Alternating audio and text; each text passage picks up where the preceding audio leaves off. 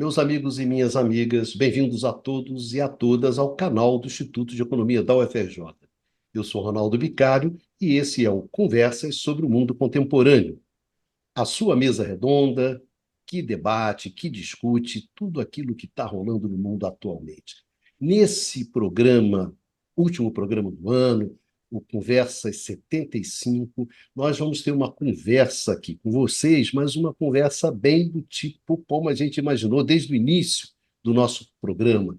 Conversa aberta, uma conversa sobre o que de mais importante rolou em 2023, o que marcou 2023 e depois o que a gente espera que vai rolar em 2024. Né? O que vai acontecer, o que se espera, quais são as expectativas aqui dos membros da nossa mesa sobre o que vai rolar em 2024. Enfim, um programa mais final do ano, não é isso, gente? Não tem mais do que essa cara, né? O que rolou e o que vai rolar. Com a nossa mesa tradicional, grande Luiz Carlos Delorme Prado. E aí, Pradinho? Programa de final de ano, programa de festa, né? Nós aqui, eu e você de branco, né? Que nem Até de branco aqui, até de claro. branco. Daqui a pouco vai achar que é o Réveillon do Conversas, né? Mas é o Réveillon do Conversa. Esse é o último programa do ano, então esse é o Réveillon do Conversa. Esse é o nosso papo de bar. Né, Baixãozinho? Hoje a gente estava vendo que o bar, né? O bar que nasceu o Conversa, né? O bar parece que está indo Tem mal que das explicar que é no pernas. campus que é no campo lá da Praia Vermelha, né, do Isso. Instituto de Economia da Então a UFRJ. gente, O café, né? Mais um café, É um né? é, café, é um café. que a gente se reunia, né, no final das tardes, lá depois das aulas, para bater um papo, para conversar. O bar não sobreviveu, né? O Conversas sobreviveu, mas o bar parece Ainda não, não é né? certo, mas tá, parece que Tá não. fechada, pelo menos não tinha É. nada Hoje lá, estava fechado. foi É. meio triste. Então a gente decidiu assim, em homenagem, né, ao velho bar, não é isso? O velho bar. E nós estamos terminando a quarta temporada, né? O quarto ano de conversas, né? Nós nunca imaginamos, né, que ia durar tanto, que nós íamos fazer tanto esse programa, que esse ano que vem já vamos para o quinto ano. Então, a gente resolveu nesse Começou na programa, então, pandemia, né? No começo da pandemia. foi, no começo da pandemia. Então, a gente resolveu hoje ter esse papo com vocês. Então, a gente convida vocês todos, né, que nos acompanhem, para nos acompanhar mais nesse programa, um programa típico de final de ano, de conversa descontraída, leve, mas sobre temas importantes, como é sempre a questão do Conversas. Lembrando que vocês podem encontrar esse programa no formato de podcast, para você, né? Estiver ali caminhando, correndo, lavando banheiro, lavando cozinha, também pode ouvir o Conversa no canal IE-UFRJ, nos melhores podcasts do ramo. É isso, vamos lá? Bom, começar com o nosso valoroso Luiz Carlos Delorme Prado, o nosso grande decano. Pradinho, rola essa bola aí. Vamos começar, né, pelo primeiro tema. O que marcou? O que rolou em 2023 que você acha que é relevante? Cara, eu estava pensando isso quando nós levantamos essa ideia. A minha primeira lista é imensa, que eu não daria para fazer. Então, eu fui cortando coisas aqui e peguei alguns temas que, no meu caso, que me interessaram, eu achei curioso parar e chamar a atenção, de vocês. O primeiro ponto é o seguinte: 2022, na América do Sul, foi um ano muito bom para a ascensão dos governos progressistas, de governo de esquerda. Ganhou as eleições Gabriel Boric no Chile, Gustavo Petro na Colômbia e, obviamente, o Lula no Brasil. 2023 foi o inverso, foi um ano ruim. Aquele nosso otimismo, será que agora a esquerda amplia a participação? Pelo jeito, a coisa ficou um pouco mais difícil. O Daniel Noboa vence a Luísa Gonzalez, né, no segundo turno da eleição lá do Equador, e o Javier Milei, agora no final do ano, ganha as eleições. Então, a primeiro ponto que eu chamo é que o movimento, a direção de alguns países aqui da região foi inverso de 2022, no sentido de avanço da direita. É bom nós ficarmos um pouquinho de olho e é interessante discutir se isso foi um acaso ou tem alguma razão maior que vale a pena pensar sobre isso. Primeiro ponto. Segundo ponto, que eu acho muito importante e merece reflexão. O conjunto de golpes na África acontece com uma certa frequência, mas esse conjunto de golpes na África Ocidental, no Níger, no Gabão e no Mali, marcaram uma reação desses países contra os colonizadores e um retorno à política africana da Rússia, que é muito curioso também, com uma reaproximação, um movimento tectônico ali nessa região. A China já vinha avançando na África, agora é um movimento diplomático do lado da Rússia, né? O que, de certa maneira, levanta um outro aspecto importante, que é tudo indica que o mundo está caminhando para a formação de blocos, de alguns blocos que estão se opondo num cenário que não é igual à Guerra Fria, que era muito polarizado em dois blocos, a coisa é um pouquinho mais fluida, mas, de certa maneira, os Estados Unidos e a Europa Ocidental, que se convencionou chamar o Norte Global, o Ocidente, alguma coisa do gênero, estão claramente sob pressão num processo de recuo, enquanto há movimentos com referência a outras esferas, como, por exemplo, a aproximação do Irã da Arábia Saudita, ou seja, do governo islâmico iraniano, ou seja, persa, e o governo árabe sunita e o governo xiita do Irã. Isso articulado pela China com a aproximação da Rússia. É um grande movimento por esse lado, também todas as consequências nesse sentido. Claro, as guerras foram muito importantes nesse ano. O que tudo indica, uma derrota militar da OTAN na Ucrânia. Agora isso é muito claro, a ofensiva não deu certo, os recursos começam a escassear, isso, o cenário está muito desenhado, e chegando aqui no final do ano, esse cenário dantesco que é a destruição maciça de Gaza.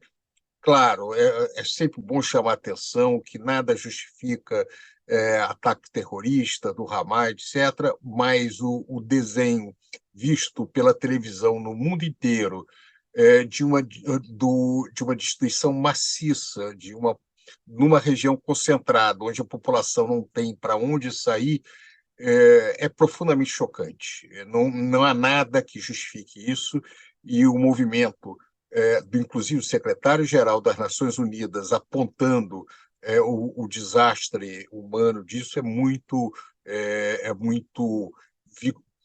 é vigoroso e chama atenção pela gravidade da situação.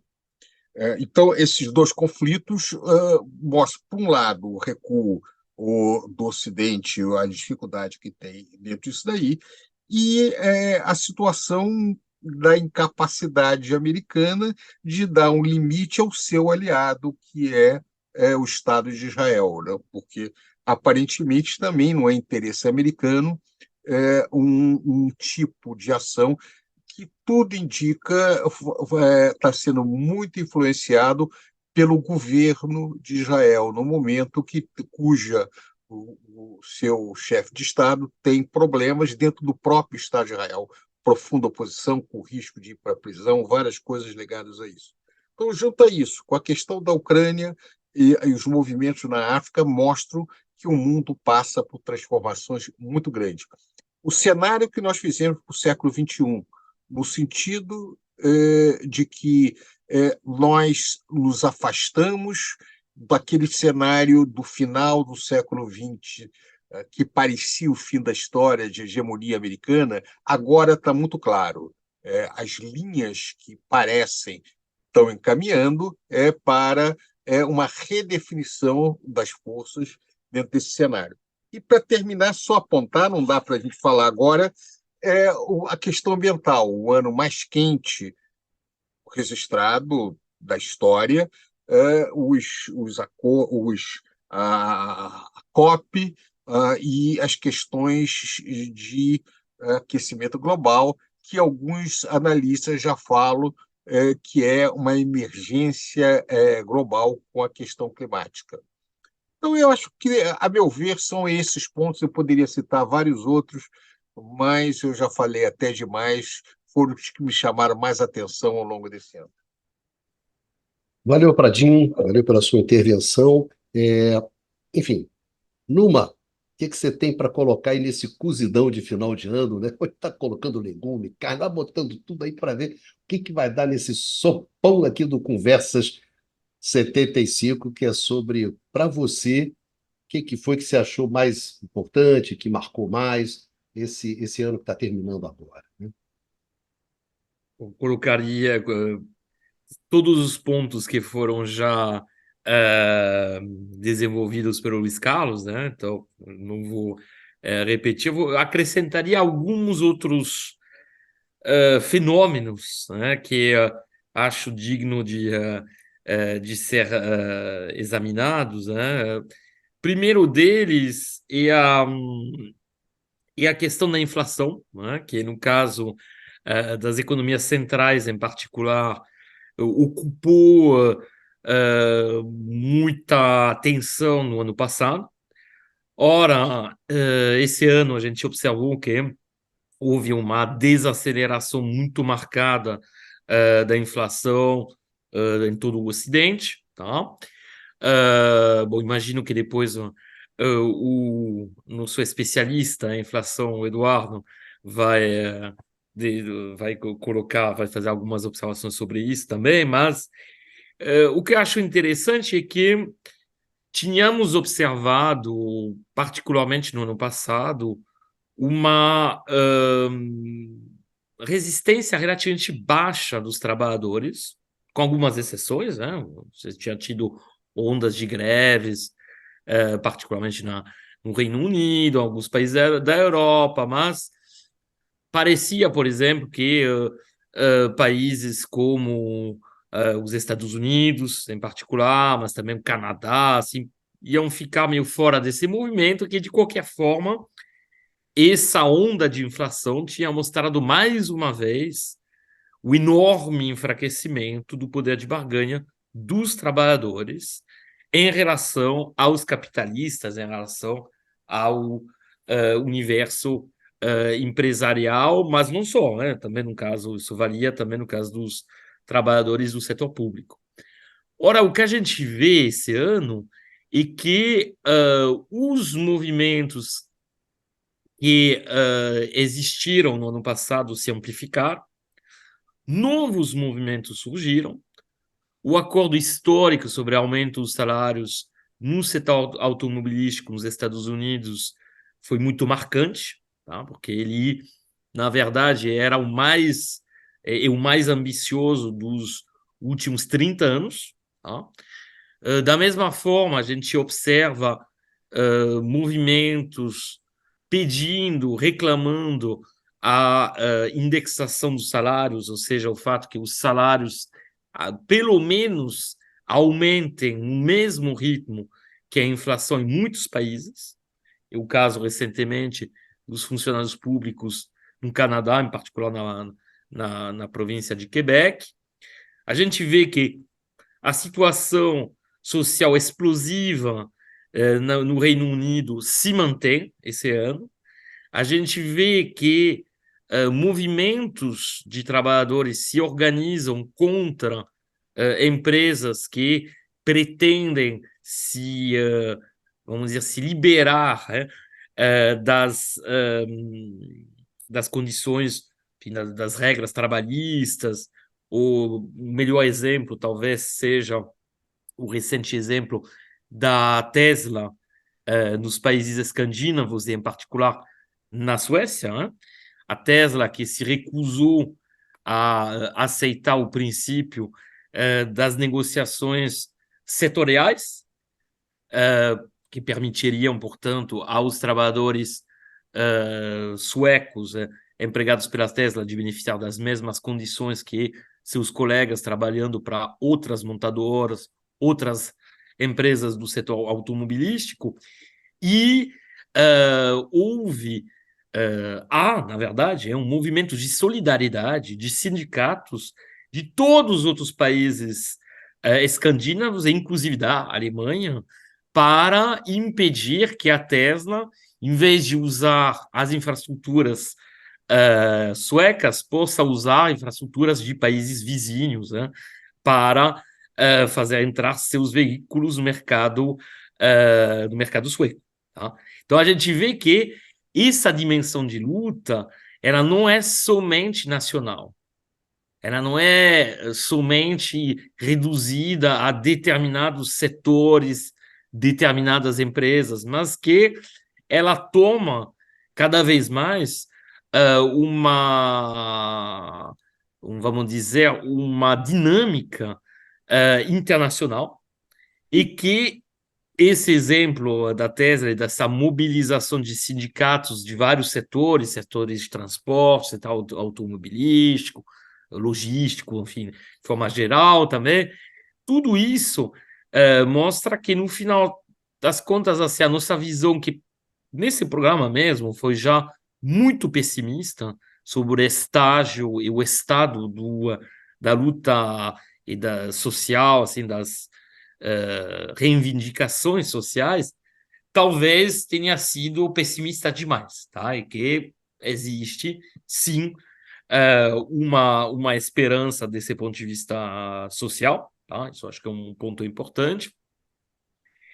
Aí, na verdade, para prorrogar, para ir na continuação das observações do Luiz Carlos sobre a questão ambiental, de novo, até pelas questões climáticas já expostas, pelas implicações, que são múltiplas, esse tema ambiental tem ocupado um espaço gigante nesse ano 2023.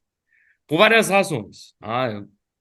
A questão da transição energética, imagino que o Bicalho possa aprofundar muito mais esse tema mais para frente. A questão também das implicações em termos geoeconômicos que tem essa transição energética e mais geralmente, a transição para modos de produzir, modos de transportar, modos de se alimentar mais respeitosos do meio ambiente. Tá? Por quê? Porque, de novo, a questão da repartição geográfica da produção desses novos produtos, dessas novas indústrias associadas à Revolução Verde, ela se coloca de forma muito forte. Vamos pegar um exemplo. O exemplo das baterias, que são absolutamente fundamentais para os veículos elétricos. Como a gente já expôs nesse programa, há obrigações, há exigências, particularmente na Europa, mas não só, em outros países centrais, de abandono no horizonte. Bom, no caso da Europa vai ser 2035, alguns países colocaram 2030, dos veículos movidos com motores a explosão, ou seja, os veículos movidos com hidrocarbonetos, que seja diesel, gasolina, enfim, tanto faz. Tá? E uma substituição total deles por veículos movidos a energia elétrica. O problema é que o grande produtor de baterias elétricas é a China. E com essa temática, com essa questão, e os riscos que inclusive foram demonstrados durante a pandemia, no caso do setor farmacêutico, de dependência em relação à China, ou ao conjunto, vamos dizer, de países com os quais existe o antagonismo crescente, isso fez voltar, de uma forma assim, não inesperada, mas bastante forte, né, a questão da política industrial. E, de fato, o que a gente tem observado é, de repente, o lançamento de programas mais ou menos ambiciosos em função dos países, justamente nessa linha, uma política industrial voltada para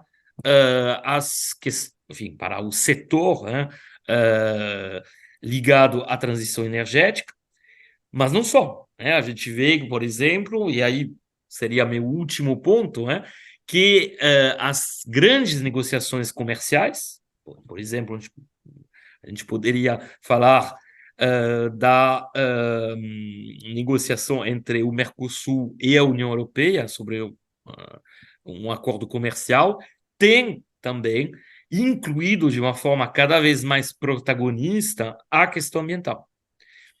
Alguns vão dizer que usar de critérios ecológicos, de critérios de respeito ambiental, é uma forma indireta de protecionismo.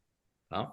Isso é aberto, obviamente, ao debate, mas é inegável que essa dimensão ambiental, hoje em dia, está integrada em todas as estratégias de enfim, todas as definições de estratégias, tanto do lado industrial quanto do lado comercial.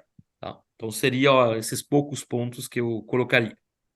Valeu, Numa. Bom, antes de passar aqui por baixo, aproveitar o gancho do Numa, sobre essa questão da transição e das perspectivas em relação à transição, no canal do Instituto de Economia, nós fizemos um programa que é o curto-circuito, né? O último curto-circuito 43 é justamente um debate, uma mesa redonda, sobre as perspectivas da transição, feita junto com o pessoal do Grupo de Economia da Energia, né? Então, o Helder, a Clarice, Marcelo. Então, a gente fez uma mesa redonda debatendo e está justamente num programa que é o Curto Circuito 43, que vocês encontram aqui no canal do Instituto de Economia da UFRJ, aprofundando, né, esse tema que o Numa levantou, que tem várias dimensões, né?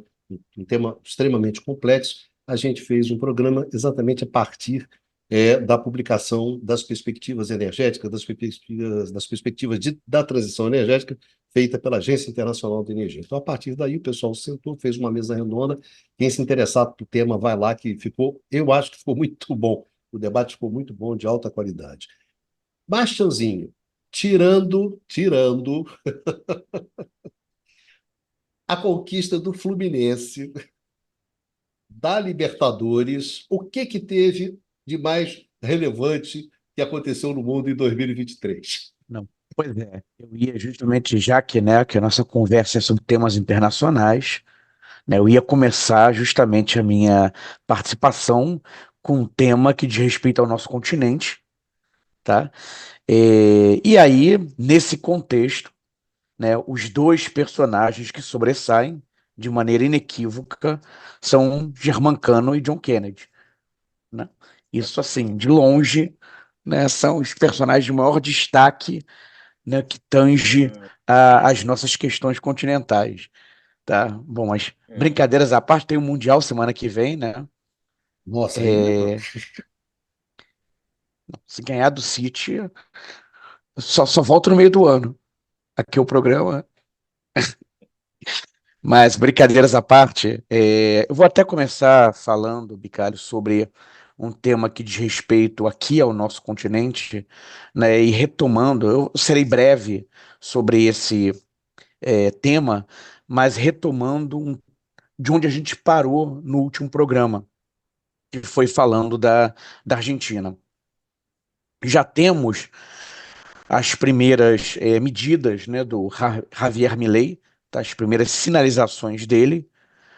Por um lado, ele não, nesse primeiro momento, não não está colocando em prática as suas propostas mais radicais, né, como dolarização, fechar o Banco Central, aquelas questões de rompimento ou nas relações bilaterais com o Brasil, com China, ou coisas do gênero, tá? Definitivamente ele não está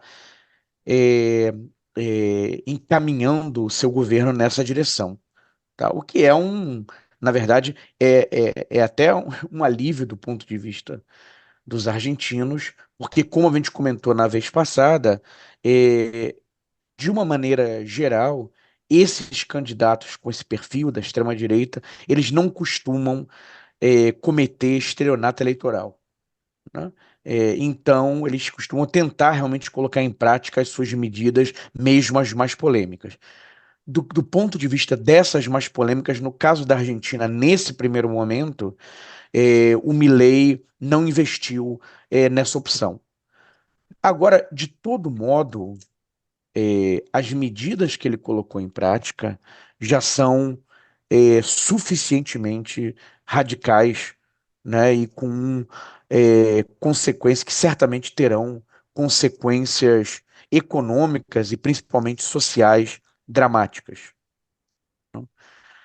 Ele está liberando os preços, tá, num tipo de ação que nos anos 50, 60 se chamava de inflação corretiva, né? Quer dizer, liberar o aumento de preços que estariam, em princípio, defasados, tá? E que precisariam, então, desses reajustes. O efeito disso, né, reajuste de tarifas, desvalorização cambial, isso provoca, medidas desse tipo provocam, em geral, uma disparada na inflação. E definitivamente, no caso de um país com uma inflação já tão alta como é o caso da Argentina. Mas isso, tá, está acontecendo e vai acontecer no contexto, né, em que ele quer manter os salários nominais, né, congelados, tá? O que, né, essa combinação de salários nominais congelados com disparada da inflação significa que o salário real, o poder de compra dos trabalhadores vai despencar. E isso combinado com medidas também de retirada de benefícios sociais, principalmente os mais pobres, tá? Com que terão, me repetindo aqui, consequências sociais dramáticas num país que já tem mais de 40% da população abaixo da linha da pobreza. Tá? Então, isso é extremamente preocupante, né? A tendência é isso provocar uma convulsão social. Agora, sobre isso, eu queria fazer uma observação. O Milei, mais de uma vez, já manifestou a sua admiração pela ex-primeira-ministra britânica Margaret Thatcher. E quem conhece a história do Reino Unido e o governo Thatcher sabe que no momento que ela assume, os sindicatos no Reino Unido eram muito fortes, tá? Tal como são na Argentina hoje.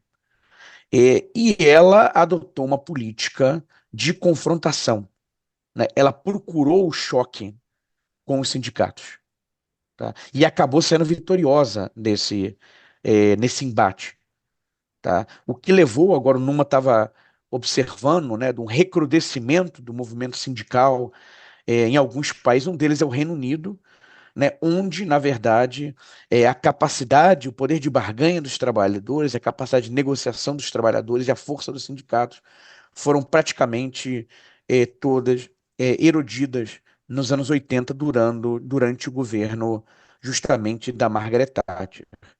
Então, me parece que uma possibilidade é que essa opção, por provocar essa queda do salário real, que certamente se traduzirá em reações por parte dos sindicatos, e o Milei já falou que vai reprimir duramente, é algo intencional. Tá? Ele quer esse choque, ele tá provocando, querendo provocar esse choque, né? Mas não é claro se ele teria forças para sustentar e vencer essa queda de braço. de todo modo, há um risco não desprezível de um, um ano muito complicado, né, em 2024 na Argentina, com risco de convulsão social. Acabei me alongando mais do que eu queria nesse ponto, mas acho que é necessário e até acaba sendo interessante, porque é um ponto que o Numa e o Luiz Carlos não tinham levantado ainda, né? Sobre os pontos que eles já levantaram, na realidade eu só teria comentários pontuais. Aquilo que o Luiz Carlos chamou atenção do desenrolar da guerra na Ucrânia, tá, realmente aponta para uma derrota da OTAN, né, um fracasso dessa coalizão, né, de essa soma de esforços feita pelos Estados Unidos e pela Europa, tá, contra a Rússia. É, e isso, na verdade, quer dizer, cria uma situação complicada para eles, porque aparentemente, né, Becari, a gente estava conversando sobre isso hoje, né, essa, vamos chamar de coalizão ocidental, jogou todas as suas cartas, né? As medidas que foram adotadas em termos de sanções contra a Rússia foram extremamente pesadas, né? E o que parece agora é que eles não têm mais cartas para jogar, tá? Então, como é que você recua? Como é que você sai, né, tentando minimizar essa derrota? Até onde também você consegue esticar essa guerra, tá? Porque entra aí uma questão que já, na verdade, adiantando o nosso próximo tema, é que 2024, talvez a data mais importante do calendário político, são as eleições nos Estados Unidos, tá? Onde o atual presidente Joe Biden é, tem enfim, os prognósticos não são promissores para ele, né? Há indicações de uma possibilidade grande, né? Se tiver condições jurídicas, né, para isso, do Donald Trump retornar à presidência. Então, por exemplo, para um Biden, uma derrota, né, assumir uma derrota na Ucrânia no ano que vem, antes das eleições, seria algo extremamente embaraçoso. Tá?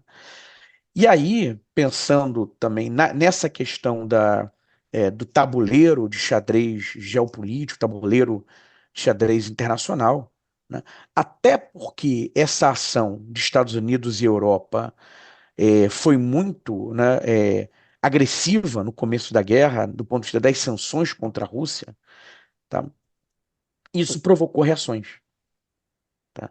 Em particular do ponto de vista do uso da chamada bomba dólar, do uso do dólar, né, por parte dos Estados Unidos, está congelando as reservas russas, inclusive também não só do Estado, mas de seus magnatas, né, dos grandes empresários russos, sinalizou para todo o país que eventualmente pode ter algum motivo de contenda com os Estados Unidos futuramente, e esse tipo de expediente, esse tipo de estratégia, tá, pode ser utilizado.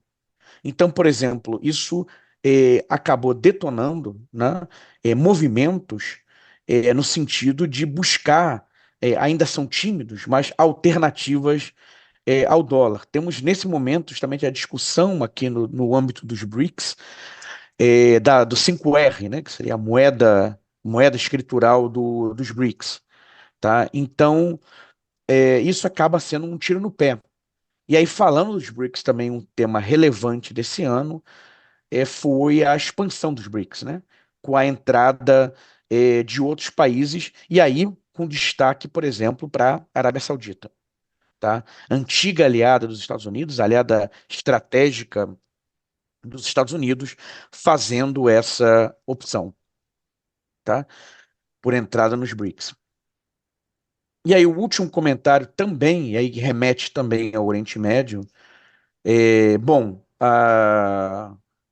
o, a guerra, né, na Palestina, o confronto entre Israel e Hamas, né, para além da crise humanitária, né, dramática, as imagens horríveis que nós temos visto na faixa de Gaza, né, com com as incursões que lá estão ocorrendo, e, enfim, inviabilizando economicamente uma região que já era, uma área que já era extremamente depauperada antes desse conflito começar em outubro, tá? Mas para além disso, quer dizer, pensando agora na dinâmica geopolítica, havia uma movimentação no sentido de regularizar as relações de Israel com os vizinhos ali da região.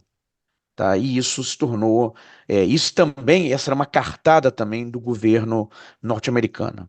E isso também ficou inviabilizado no atual contexto diante dos desdobramentos, né, do conflito. Então, quer dizer, é um cenário que nesse último, não só nesse ano, mas nesse último biênio de derrotas para os Estados Unidos e seus aliados na Europa. Acho que esses seriam os primeiros elementos a destacar aqui nesse balanço geral de 2023. Valeu, Baixa. Pradinho, você queria fazer uns comentários? Eu vou muito na linha do Baixa, eu acho que ele pegou alguns pontos interessantes. Queria fazer um contraponto do caso da Argentina com o caso do Equador, com a eleição do Daniel Noboa. Eu acho muito interessante, o Daniel Noboa não é extrema-direita, não é libertário, nada disso, como o caso do Milei. Ele é direita tradicional, mais parecido com o Macri do que com o Milei, embora o Macri tenha muita influência agora no governo Milei. Mas é um momento muito difícil para a economia equatoriana. A economia equatoriana, ela já há vários anos ela está dolarizada. Isso equacionou a questão da inflação, o Equador tem inflação baixa, mas, em contrapartida, há muito tempo também o Equador não cresce.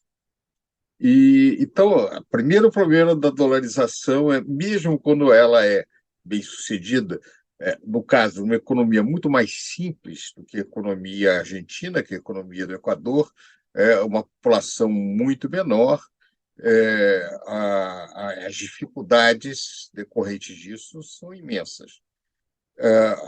Você tem um grave problema fiscal, o Equador tem apenas 184 milhões de dólares na conta única do Tesouro, e veja, como é sua economia dolarizada, gasto público significa você ter dólar. Ele não tem como criar meios de pagamento para resolver um problema específico disso. Ele tem um déficit fiscal de 5% do PIB, e o que significa um déficit fiscal no Equador? Você tem que ter financiamento em dólar desse déficit fiscal, que é bem mais complicado. Então, as dificuldades que a economia apresenta são imensas. O número de pobres no país está no recorde, está muito elevado, e a gestão dessa economia mostra grandes dificuldades. Ora, isso um país muito mais simples do que o caso da Argentina. Então, essas estratégias da Argentina, no sentido de caminhar em direção à dolarização, embora ele não esteja fazendo isso ainda, já sinaliza das imensas dificuldades que a Argentina vai ter em decorrência desse processo. Além disso, vai ser muito interessante ver como é que vai ser gerido essa economia na Argentina, porque quem está, na prática, no Ministério da Fazenda não é alguém que tem a visão do Milei, pelo menos o que ele defendia da economia, mas que tem a visão do Macri, que é a direita tradicional. Então, até que ponto o Milei vai se aproximar mais da direita tradicional ou vai continuar com a sua posição aí mais radical? Agora, voltando na questão dos BRICS, que eu acho que você apontou com toda a pertinência, Baixa, são dois movimentos diferentes. É interessante dizer que a estratégia brasileira de trazer a Argentina furou, porque essa estratégia também era no sentido de criar uma condição para o eventual governo de continuidade peronista, ter alguma saída via créditos vindo dos BRICS. Quer dizer, com o caso de Javier Milei, isso não vai ser possível. Então, a expansão não vai ser BRICS 11, vai ser BRICS 10, vai ser uma coisa diferente. O que tem de singular na questão dos BRICS é que a posição dos BRICS na questão de energia passou a ser chave, né? Você tem os principais players de energia, de geração de produção de petróleo no mundo, os países importantes do Oriente Médio, Rússia, o Irã, e a ideia de também OPEP+, a ideia de ampliar a OPEP com alguns países observadores, onde o Brasil eventualmente entraria. É importante explicar para as pessoas que a imprensa não foi muito clara.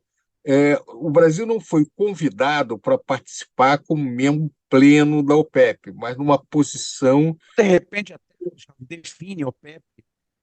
Alguns nossos em ouvintes é capaz de não saberem o que é. assim, a Organização dos Países Exportadores de Petróleo, que, na verdade, são basicamente países árabes, tem alguns fora do mundo árabe, participa também a Venezuela. Eu não sei se o México é ou não, talvez não seja, mas esse grupo de países ele teve uma influência muito grande na formação do preço, e tem ainda, do preço do petróleo. Então, há um movimento de coordenação do preço dessas commodities, realmente entra. Uma outra coisa que é importante nesse ano, isso eu até apontei, em março de 2023, o renminbi passou a ser a moeda mais usada nas transações transfronteiras da China. Ou seja, um número muito grande de operações da China fronteiriças já está sendo feitas em renminbi. Veja, o papel do renminbi no mercado mundial é muito pequeno, 2,5%, ainda não significa muita coisa. Mas, de qualquer maneira, mostra o aumento da importância. É importante chamar a atenção de quem está nos ouvindo, porque isso também não é fácil de entendimento. Você falou em moeda escritural. O que é isto? A ideia de ter uma moeda no BRICS não é uma moeda, quando a gente está falando tipo euro, ou real, ou dólar, que você emite de alguma maneira, pode guardar, pode aplicar no banco, pode fazer. Basicamente, as moedas têm três funções. Elas são unidade de conta, elas são reserva de valor e meio de troca. Então, a ideia de criar um tipo de meio de pagamento que vai ter um papel importante de a unidade de conta. Então, na hora de você fazer operações comerciais, você pode usar como unidade de conta para fazer essas operações um índice que seria, de alguma forma, essa moeda. E isso Agora, reduz a necessidade de ter dólares para fazer essas transações. de ter dólar para fazer essas transações.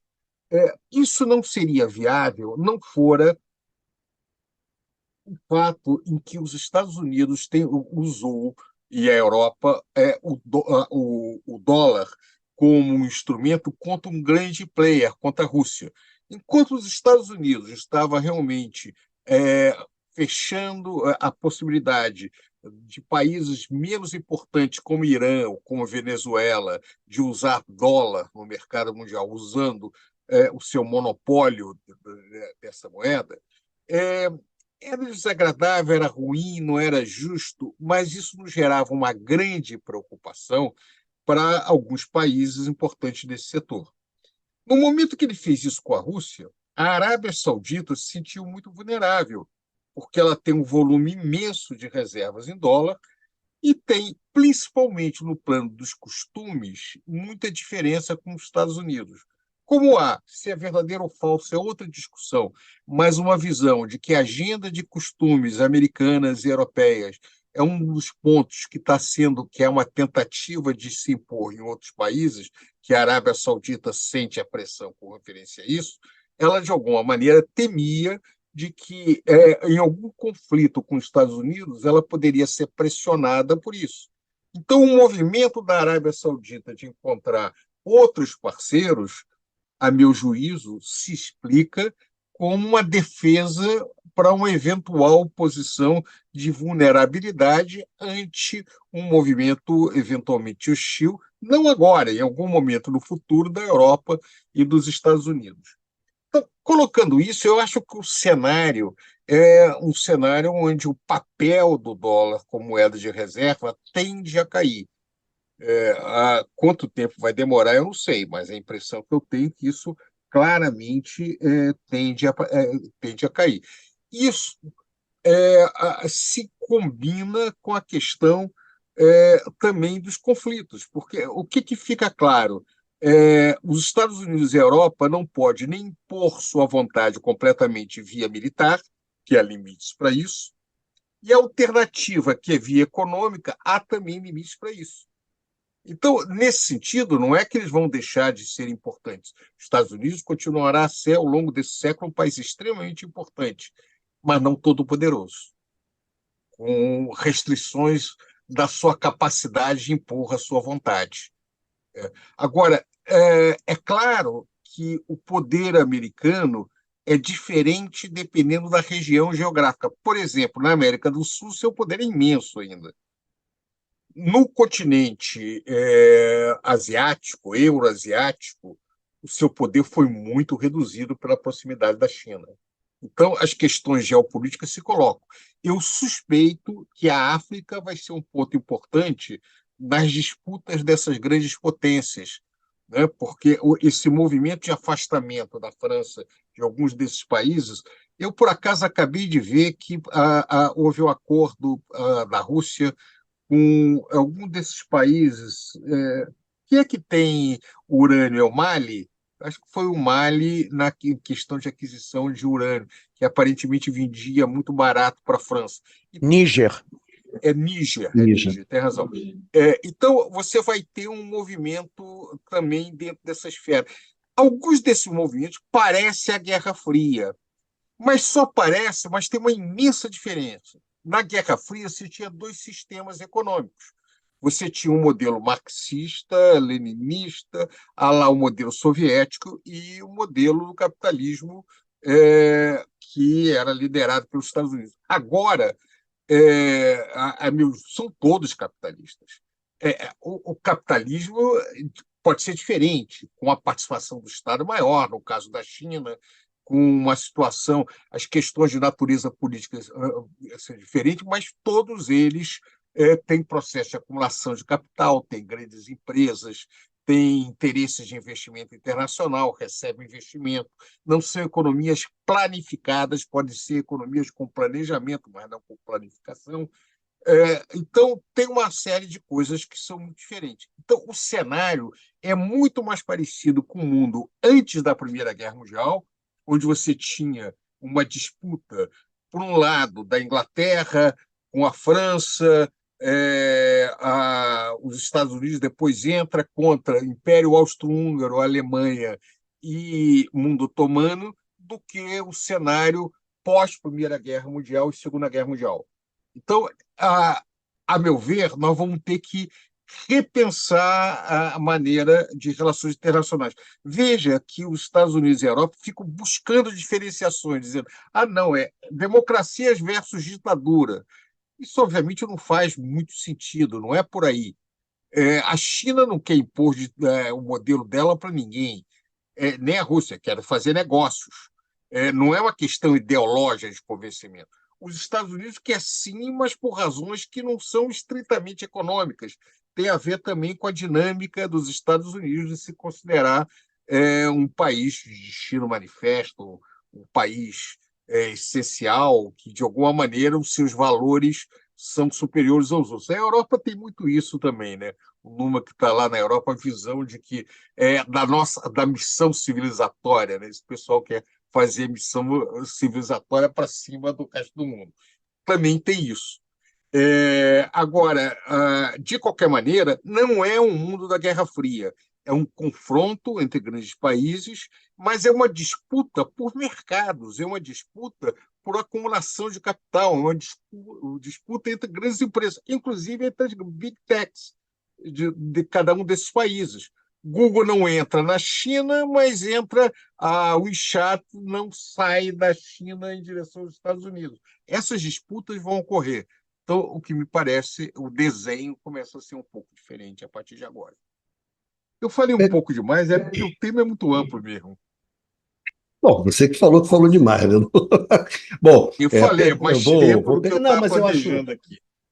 mas eu acho o seguinte, é que você já deu o gancho, né, para a gente partir para a segunda parte do programa, que é justamente as expectativas em relação daquilo que pode acontecer em 2024, ou, no mínimo, o que que vocês acham que vai acontecer de importante, quer dizer, o que que vai acontecer que você tem que prestar atenção de como esses certos eventos vão evoluir.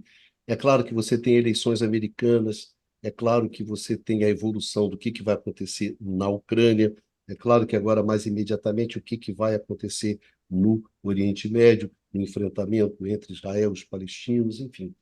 O que vai acontecer no fronte econômico, né? Enfim, um pouco isso, se o pessoal tivesse tá aqui vendo a gente, né? E a rapaziada fala assim, mas olha só, a gente presta atenção no quê? Em 2024 para que a gente. Ó, esse evento aqui é fundamental, isso aqui é fundamental. E mais ou menos o que se espera em torno desses eventos. Luminha, começar com você logo, você que detesta fazer previsões, que reclama, Bicalho, não me peça isso, pô. Eu sou um economista, já não consigo entender o passado. Tu quer que eu entenda o futuro, porra, né? Aquele negócio assim, é um pouco isso. Luminha, jogando você para começar essa roda, no mínimo, como é que vai evoluir, como é que se espera que evolua, ou não se espera coisa nenhuma, a coisa está Tentamos completamente sempre, aberta, tentamos sempre desesperadamente explicar pelo menos o passado, né? pelo menos. Mesmo essa tarefa é difícil. Então, imagina se projetar para o futuro. E eu acho que, assim, pegando o seu gancho e as considerações do Luiz Carlos, eu acho que, de facto, depois da lista longa, né, de fenômenos, eventos que marcaram a economia internacional, o sistema internacional de forma geral, esse ano, o que a gente pode dizer é que 2023 confirma a existência de um sistema internacional que, na verdade, pelo qual a gente nem deveria usar o termo de sistema para descrevê-lo, porque o sistema tem junto com ele a ideia de certas regularidades, de uma organização que justamente não é a característica do que a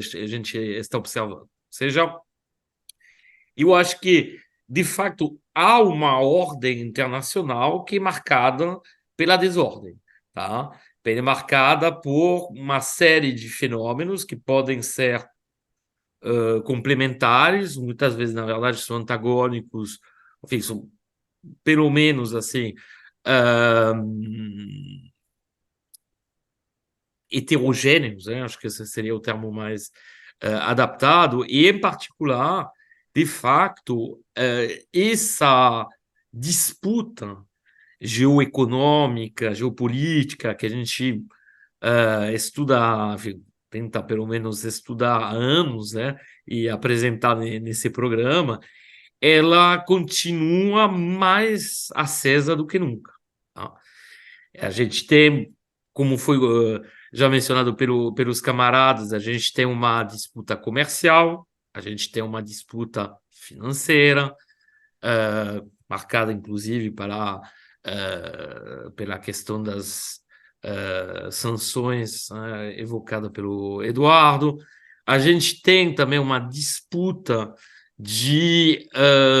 vamos dizer, de modelo de organização da sociedade, de uma organização produtiva, de organização do mercado de trabalho. E o que a gente observa é que, de facto, há, de um lado, um bloco ocidental né, com as diferenças que podem existir dentro, os movimentos de contestação internos que existem, e acho que a gente tem que sempre tomar cuidado ao tentar essencializar os países, né? Como a gente estuda, mostrou já em muitos programas, muitos países têm amplos conflitos internos quanto à própria projeção internacional do país, quanto à própria escolha de organização econômica, social, etc. Mas o que a gente pode dizer é que, de facto, o Ocidente parece ainda tentar impor um determinado modelo, tá, de visão da organização das relações internacionais, um determinado modelo também de organização econômica baseada numa visão assim neoliberal, né, para usar o termo mesmo se altamente contraditório com muitos aspectos da política interna desses países, ou até da inserção comercial. Se a gente pegar os Estados Unidos, eles praticam amplamente, desde sempre, protecionismo seletivo, né? Da mesma forma que os Estados Unidos praticam uma política industrial. Bom, ficou muito claro esse ano, né? A gente, com a, a aplicação dos planos, bom, que já vinham do ano passado, o plano contra a inflação, o plano verde, o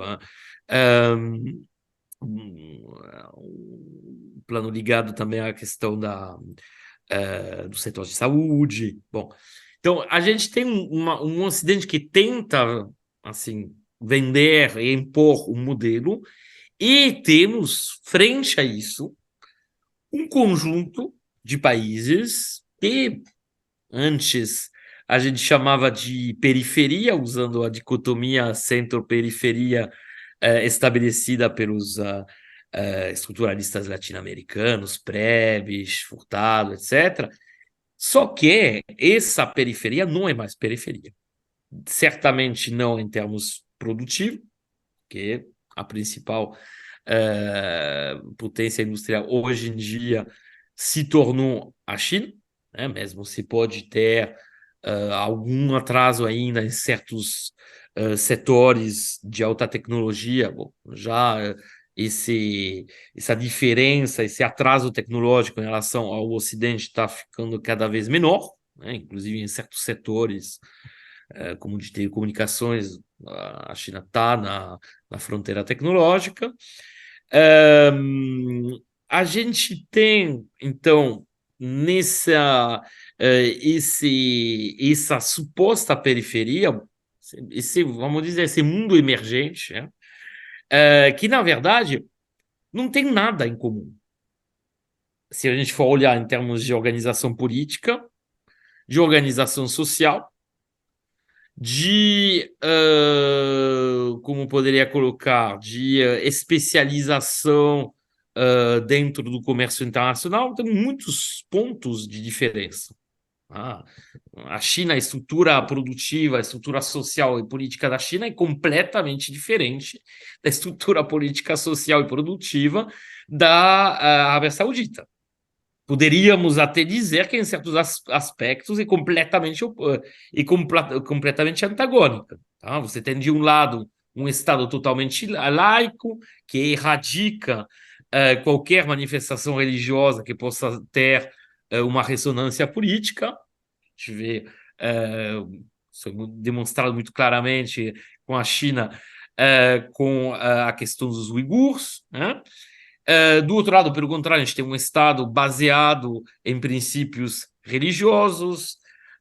A gente tem, do lado da China, a escolha de uma diversificação muito avançada do sistema produtivo, de industrialização, de um desenvolvimento muito grande das forças produtivas, o que a Arábia Saudita, até pelo menos recentemente, sempre tentou evitar, até porque a estrutura do poder lá via como uma potencial desestabilização, desenvolvimento de um setor industrial, de uma de um proletariado, que poderia contestar, então, a ordem estabelecida. A gente tem o mundo exportador do lado da Arábia Saudita, do lado da China, pelo contrário, a gente tem uma das pautas, provavelmente a pauta exportadora mais diversificada, né, do mundo, pelo menos em termos de bens manufaturados. Bom, ou seja, esse país não tem nada a ver um com o outro. Tá? Porém, a gente tem uma coisa em comum.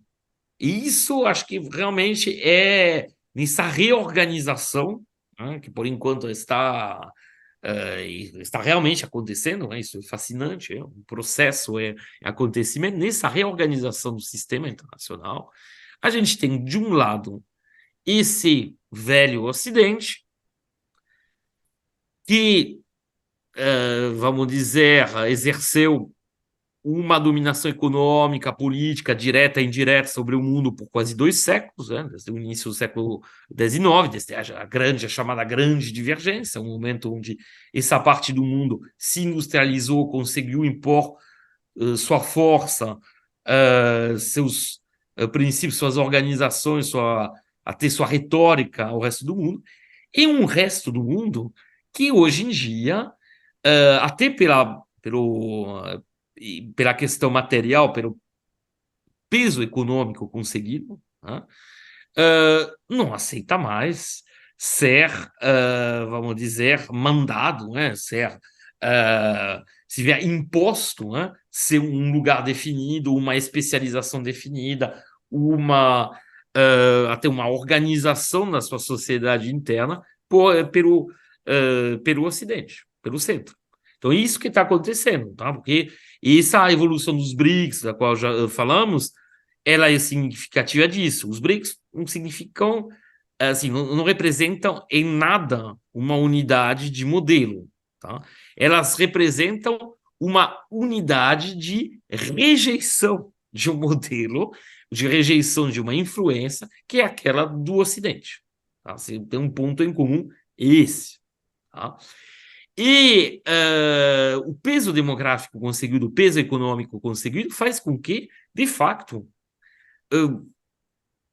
esse mundo que conhecemos, esse mundo centrado em organizações internacionais controladas pelo Ocidente, seja a própria ONU, ou o sistema, ou instituições derivadas do sistema ONU, Banco Mundial, Fundo Monetário Internacional, tudo isso vem sendo contestado, se vê surgir, por enquanto, ainda de forma relativamente tímida em termos multilateral, tentativas de, enfim, pelo menos instituições alternativas, né? Mas o que a gente pode dizer é que, de fato, a nossa forma de analisar a organização econômica internacional, organização comercial internacional, organização geopolítica internacional, ela tem que ser completamente repensada. Eu acho que essa ideia de olhar essas transformações justamente desde os países emergentes, desde que alguns chamam hoje em dia de sul global, uma expressão que eu não gosto muito, porque acho que ela ainda tem um quê de, vamos dizer, de resquícios, né, dessa visão ocidental, né, da Organização Mundial. Isso realmente tem que ser completamente repensado, tem que ser completamente, vamos dizer, reformulado. Tá? Então, eu acho que esse talvez seja o ponto fundamental, que 2023 foi mais um ano de avanço dessa nova organização econômica, comercial, política, geopolítica mundial. Baixa, eu queria fazer uma provocação contigo aqui, que é o seguinte. Se eu perguntasse para você, Baixa, olha só, o pessoal que está assistindo a gente, que está acompanhando a gente, falando assim, Baixa, tem uma série de coisas que são importantes no mundo econômico que acontecem. Ou a grande questão é a inflação, não é a inflação, é isso. Se um cara baixa, eu olho para o quê em 2024, assim? Em termos econômicos, o que que é interessante acompanhar em 2024 que você acha que vai ser decisivo, que ali vai ser jogado um jogo importante? Vai ser o quê? Vai ser na questão inflacionária? Vai ser na questão de emprego? Vai ser na... O que que você acha, assim? Vai ser na política industrial, nos grandes programas? Vai ser o quê? Onde é que vem a trolha? Onde é que... Olha, presta atenção nisso aqui, que isso aqui é importante, cara. Se você tivesse Olha, que na levantasse. realidade, Bicalho, no fundo, o grande tema para mim de 2024 são as eleições nos Estados Unidos. Então, o desempenho econômico, Hum, né, desempenho da economia norte-americana é algo para prestar muita atenção. Dados de emprego, dados de crescimento econômico nos Estados Unidos, tá? Essas são variáveis fundamentais. o que você Porque, acha que vai ser que- decisivo para as eleições americanas? olha, não sei se decisivos, mas podem influenciar. Quer dizer, eventualmente um desempenho muito bom da economia nos primeiros meses, isso poderia dar uma levantada, né, na campanha dos democratas. Então, isso é algo para prestar atenção, tá? Mas, novamente, queira ou não, né, os Estados Unidos são ainda a grande potência mundial, né? Então, a volta de um governo nessa linha de extrema-direita ao poder, né, nos Estados Unidos, isso é algo que bagunça um pouco o nosso tabuleiro, tá? Tem implicações imediatas, tá? Por exemplo, na questão lá na Ucrânia, porque a sinalização do Trump é parar de dar apoio, né? Quer dizer, assinam um acordo de paz, perdeu lá o território, etc. Então, já ali você tem uma redefinição, colocando a Europa numa situação ainda mais difícil, né? A Europa que entrou de cabeça nessa aventura, vamos dizer assim, com os Estados Unidos, tá? E que teve prejuízos econômicos imensos, né? Em particular a sua principal economia, que é a Alemanha, né? Reiteradas vezes, a gente tocou nesse tema aqui no programa, tá? Mas então, quer dizer, os Estados Unidos com o Trump, tá? É, é, isso muda alguns dos jogos que estão sendo jogados internacionalmente. Isso muda o jogo aqui pra gente no Brasil, tá? O Brasil teria, né, o atual governo, né, do Partido dos Trabalhadores, de esquerda, teria lideranças, né, simpáticas ao seu principal opositor, tá? Nos Estados Unidos e na Argentina, tá? Então isso não é desprezível, tá? Agora, sobre essas derrotas que eu comentei inicialmente do norte-americanas, né? Quer dizer, dessa aliança ocidental, vamos dizer assim, é, no fundo, qual que é a leitura que eu faço? E acho que nós compartilhamos, né? A gente conversou sobre isso até hoje no almoço, né? Eu, Prado e Bicalho, né? Que a aposta, o que nos parece, né? Que a aposta dos Estados Unidos em relação à guerra na Ucrânia é que eles derrotariam, quer dizer, que a Rússia seria derrotada economicamente, tá? Por aquele pacote de sanções, bom, que eu não conheço, né, algo similar, pelo menos na experiência do pós-Segunda Guerra Mundial, tá? Que eles quebrariam a economia russa e isso levaria à derrota militar dos russos. E o ponto, na verdade, é que há 20 anos atrás, isso seria verdade no começo do século XXI, isso seria verdade, tá? Isso provavelmente aconteceria. Talvez há 15 anos atrás, isso também acontecesse, tá? Mas agora, né? Os russos receberam, foram acolhidos, né? Quer dizer, por uma série de países, principalmente a China.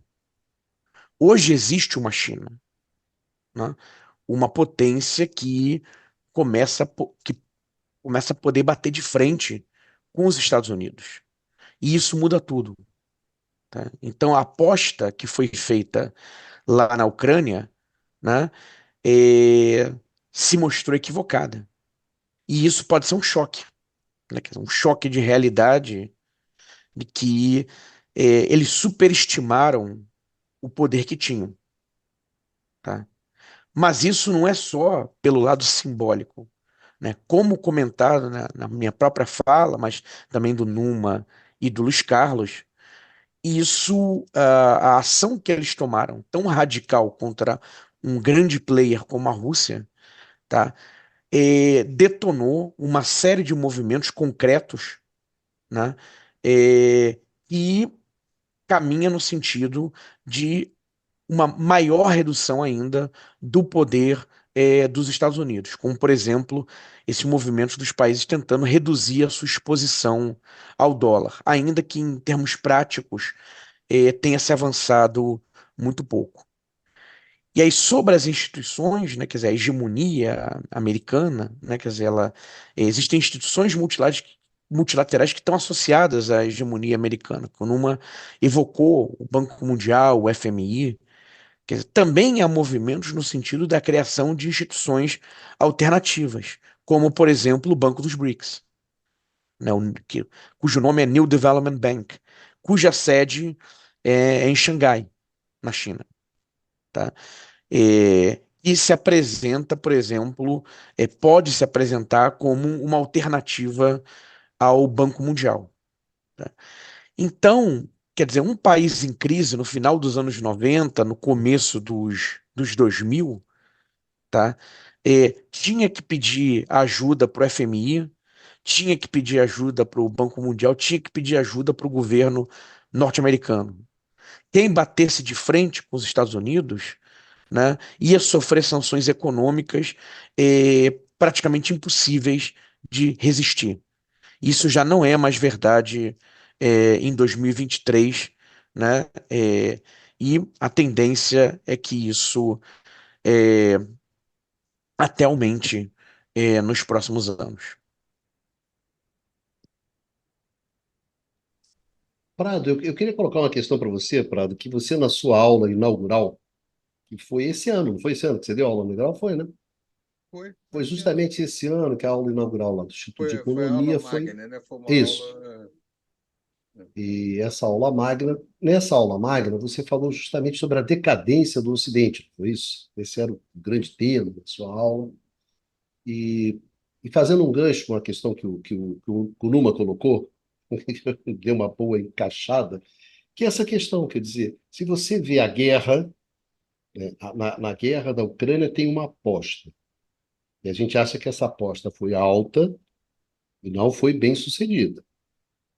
Quando você olha também o conflito, quando você olha o conflito no Oriente Médio, é evidente que tem uma aposta do Hamas por um lado, mas também tem uma aposta do Estado de Israel, que também é uma aposta muito suportada pelo Ocidente, mas que não encontrou, digamos assim, uma ressonância que talvez das outras vezes encontrasse. Quer dizer, houve uma resistência muito grande hoje justamente a estratégia do Estado de Israel de passar o trator em cima dos palestinos, né? Então, tem uma reação. Quando a gente imagina no enfrentamento econômico entre os Estados Unidos e China, como lembrou muito o Numa, né, que a China consegue hoje encostar, né, na fronteira em determinados momentos, também uma aposta de que, digamos assim, que a China não teria. Lembra aquela grande discussão sobre o Japão, né, Numa? Todo mundo participou. Não, o Japão vai bater de frente, o Japão não conseguiu bater de frente, né?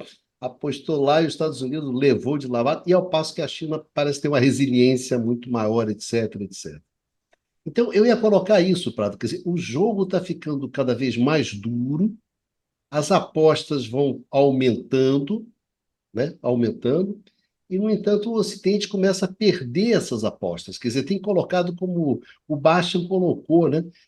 Vai se colocando muita carta na mesa, né? Muito cacife. Você vai soltando as suas cartas, e o que que vai ficando? Quer dizer, olhando para aquela tua aula lá, do início do ano, né?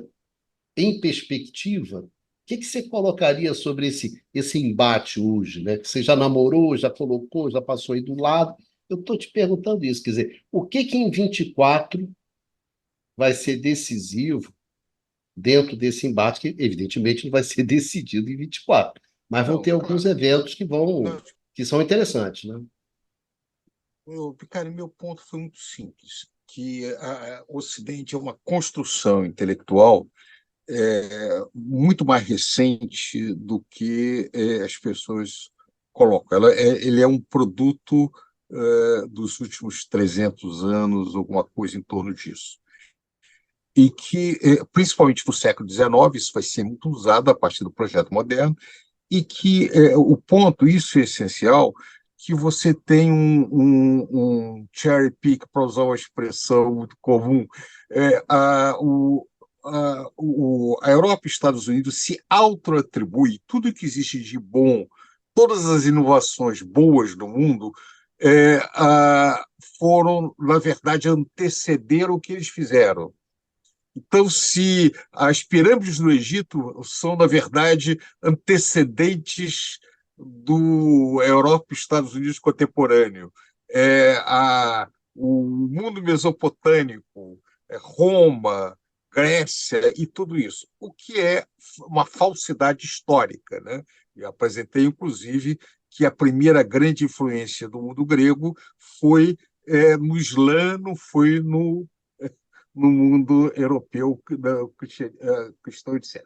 Bem, pulando que isso é uma história longa, para o que nos interessa, é o seguinte: essa ideia da superioridade moral ocidental não mais é sustentável, por várias razões. Em primeiro lugar, até essas questões de guerra, hoje é muito evidente que a grande imprensa dos Estados Unidos e da Europa e dos grandes meios de comunicação brasileiros, argentinos, etc., praticamente como era o Právida no período da União Soviética. Repetem a mesma coisa. Os jornais soviéticos. Quer dizer, quem sai disso, o jornalista que quer se comportar de maneira independente perde o emprego, como ficou evidente nesse período. A, as ações que são vendidas como ações de generosidade, superioridade, no mundo hoje conectado, fica evidente a imensa hipocrisia, as ações são feitas por fins econômicos ou de poder. Então, essa superioridade ela se desmanchou. Então, o que nós vemos é vários diferentes grupos ascendendo e procurando o seu lugar nesse imenso sol, ou nessa imensa conjugação do mundo contemporâneo. Claro que a Índia se vê de maneira diferente do que a China se vê, a Indonésia de maneira diferente e o Brasil diferente. O, o, Agora, não se justifica mais o sentimento de inferioridade. A China não se sente inferior ao Ocidente. A Rússia não se sente inferior à Europa ou aos Estados Unidos. A Índia não se sente mais. Esse ano, a Índia botou uma espaçonave numa região que nenhum outro país pôs na Lua. Isso é uma mudança extremamente importante. Hoje, o Irã, que tem uma série de questões, mas é uma sociedade que também é muito pujante, com uma grande quantidade de inovação, tem um desenvolvimento na área militar, por exemplo, em drones e várias coisas, que é muito impressionante. Então, o mundo ficou mais complicado por esse lado. Então, agora, o que nós temos é que, além do plano, essas coisas vão juntas. No plano das ideias, você também tem no plano da economia e no poder militar. Então, hoje, os Estados Unidos e a Europa não conseguem militarmente impor a sua vontade no resto do mundo, economicamente também não conseguem mais, e ideologicamente está perdendo o seu soft power, para usar a palavra da moda. Quer dizer, nada disso quer dizer que eles vão ficar pouco importantes, continuarão sendo muito importantes, mas agora vão ter que dividir poder. Agora vamos falar para especificamente, isso é coisa muito geral, para agora, imediatamente, o que está na mesa?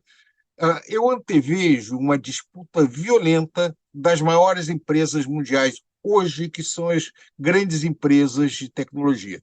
No plano, as chamadas plataformas econômicas, né? Disputa de Google, chat que eu já falei, de todas essas empresas. Você vai ter uma disputa por regulação muito grande. Quer dizer, é interessante, na entrevista na sabatina do Dino, agora, argumentar um eu não sei, não me lembro exatamente quem, mas alguém que estava fazendo entrevista deu um exemplo de que ele seria autoritário porque numa reunião com uma dessas big techs que falou, se eu não me engano, foi o YouTube, que falou que ela tinha regras de operação mundial. Ele falou: nós não temos nada a ver com as suas regras de operação sinal. Aqui é Brasil, você deve operar segundo a legislação brasileira, o que ele tem inteira razão. Mas como é que eu obrigo uma empresa como o YouTube ou qualquer outra operar segundo as relações brasileiras, segundo a legislação brasileira, se, por exemplo, ela transmite de fora do território brasileiro? Como é que você regula essas coisas? Né? Como é que você adequa cada uma dessas grandes empresas ao marco legal de cada país? Isso vai ter que ser feito via regulação. Isso vai ser uma disputa política muito grande, já está sendo. Né? Quais são os limites? O que que a gente, quais são os países que têm poder para obrigar que as grandes empresas se ajustem à sua legislação ou não? Da mesma maneira, agora das disputas tecnológicas de chips, de nano, qual é a capacidade do chip? A estratégia americana foi o seguinte: a China está se aproximando de mim, então eu vou impedir que a China faça isso via boicote. Eu não vou autorizar a transferência de tecnologia ou a venda de alguma coisa. Ora, a China pega um caminhão de dinheiro, põe a sua tecnologia, contrata as pessoas e vai desenvolver isso. Isso é uma novidade.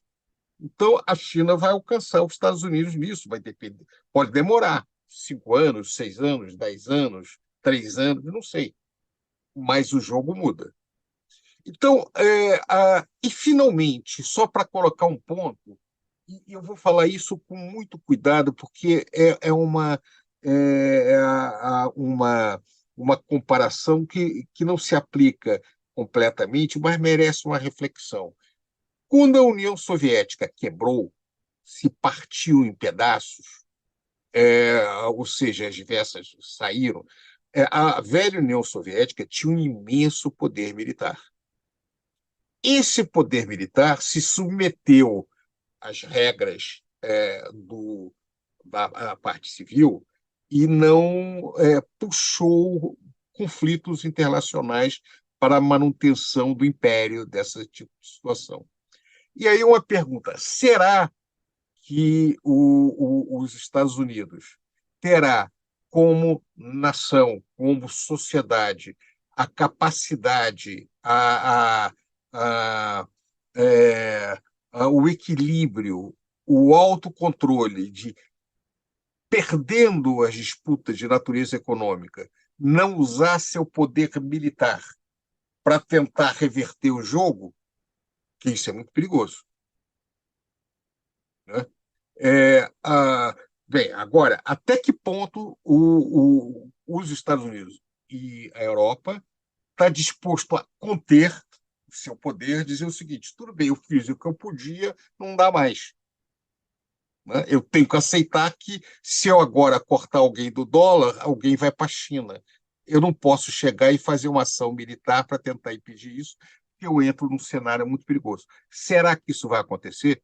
Eu não sei te responder, mas isso é uma questão que se tem colocado agora. Por isso, eu digo o seguinte: a comparação agora é com o mundo antes de 1914, onde você tinha uma ascensão da Alemanha perturbando o equilíbrio da Europa e a Inglaterra olhando para a Alemanha e vendo assim, eu não quero isso, eu não estou afim. E é verdade que, nesse caso, quem acabou se beneficiando foi os Estados Unidos, né? Que acabou sendo mais importante que a Inglaterra e que a Alemanha surgindo como grande potência. Mas, na verdade, o conflito na Europa era de uma Alemanha em ascensão e uma Inglaterra onde ela não conseguia mais impor a sua hegemonia. Então, agora o cenário me parece muito dentro dessa linha.